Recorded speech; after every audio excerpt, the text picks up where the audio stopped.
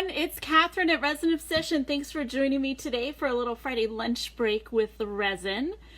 I like to talk a little bit about just kind of what's going on with my studio, current events, maybe stuff I'm working on, and occasionally I answer your questions. So if this is your first time joining me today, welcome. Otherwise, if you've been here before, you know I just kind of take a few minutes here and just talk resin. So I had a couple of questions earlier this week about why resin castings or resin charms will have an edge to them when they get demolded. And this, especially one of these people thought she was doing something wrong. And so I just kind of want to show a little bit about what happens. So this is a casting I did, actually it's been a few days now, where I did it with the Alumilite Amazing Clear Cast and some of the new fluorescent pink dye, which is this color just not totally luscious. And I haven't demolded them, but I'm going to go ahead and do that now, so that way you can kind of see that this is kind of what happens. Now you can see the cavity right here, silicone mold, very distinct edges, very sharp edges, okay? But what happened is the casting has come out with an edge. I don't know how well you can see that. And these edges can be kind of sharp. Certainly if you wanted to wear this as a pendant, the front looks really good and doesn't need any work, but the back is sharp. And so if you wanted to wear this as a pendant, we need to address this edge somehow. So this happens because of the physics of resin.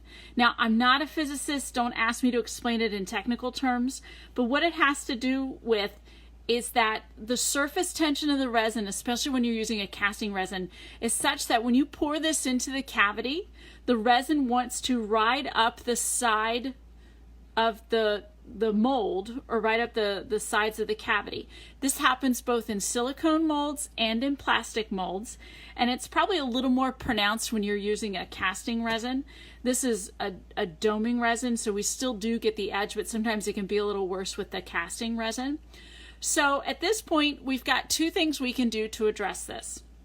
Option number one is you can sand it down, and you can use something like some sandpaper and just go around the edges if you want.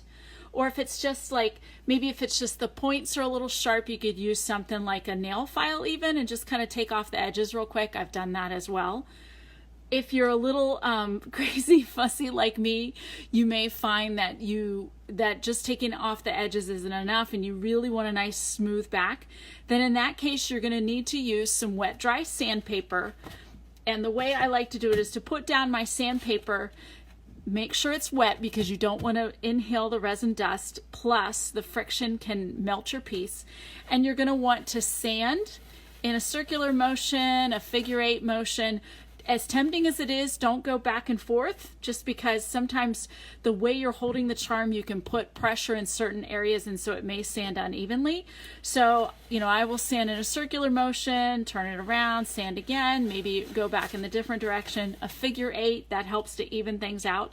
And it will take down your edge all the way till, once you start sanding the entire back of the piece.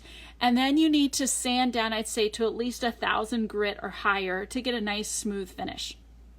Your other option at this point is, if you want, because we've got this edge here, you can see it's a little tiny edge. It's maybe 1 millimeter.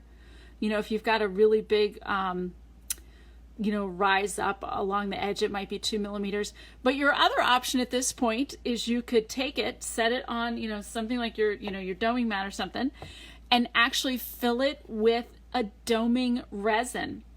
And I've done that before as well. You're not going to get a smooth back, but you can see this surface is nice and bright and shiny. And so you can just add a little bit of a domed resin, use something like a toothpick, to help draw the resin to the edges. And it's going to completely fill in the back.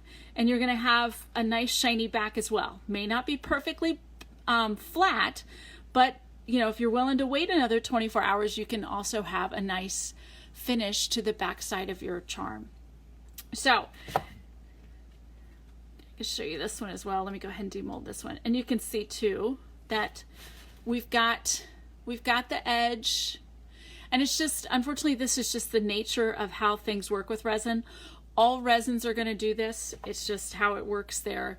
in the cavity. Unfortunately, things tend to ride up. So, all right, everyone, thanks for joining me today. If you have any questions, by all means, I'm happy to chat resin with you. And let's do this again next Friday. See you at noon Eastern. And if you've got someone that you think might want to see this or might want to catch a future broadcast, then by all means tag them in the comments and let them know. Every Friday, noon Eastern, we're going to talk resin for lunch. It's my Friday lunch break. So, all right, everyone, thanks for joining me.